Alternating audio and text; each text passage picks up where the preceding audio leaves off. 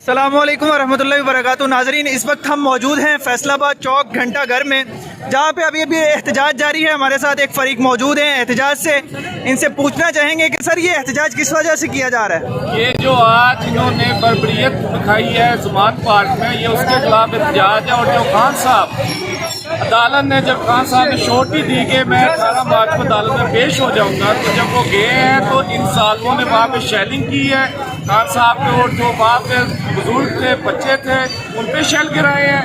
یہ ظلم کی انتہا ہے. اب بھی یہ عوام اپنے گھروں میں رہے تو پھر ان کا مقدر یہ جانے. ہم ادھر یہ اس لیے احتجاج کرنے آئے ہیں کہ اس ووٹر حکومت کو ہم نہیں مانتے. ہم نے ان کو ریجیکٹ کر دیا ہے. آج پوری عوام اس بات کا فیصلہ کر چکی ہے کہ وہ عمران خان کے ساتھ ہے, عمران خان کے ساتھ جئیں گے, عمران خان ساتھ کے مریں گے. ہم کسی صورت یہ ظلم برداشت نہیں کریں گے.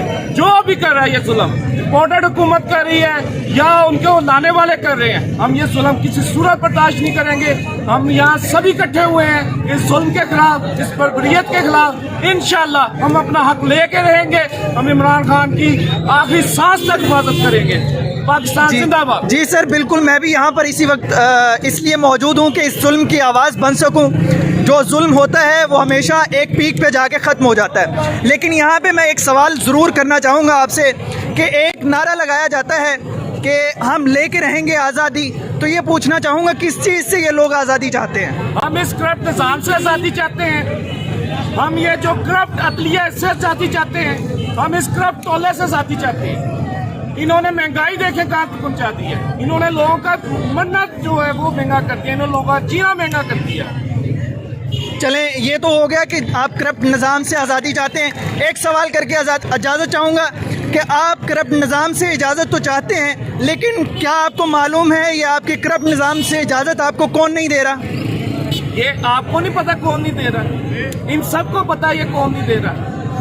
ہر کسی کو پتا یہ کون نہیں دے رہا. وہ علیحدہ بات ہے, کوئی بولے نہ, لیکن سب کو پتا یہ آزادی کون نہیں دے رہا اور کس سے ہم چھیننا چاہتے ہیں.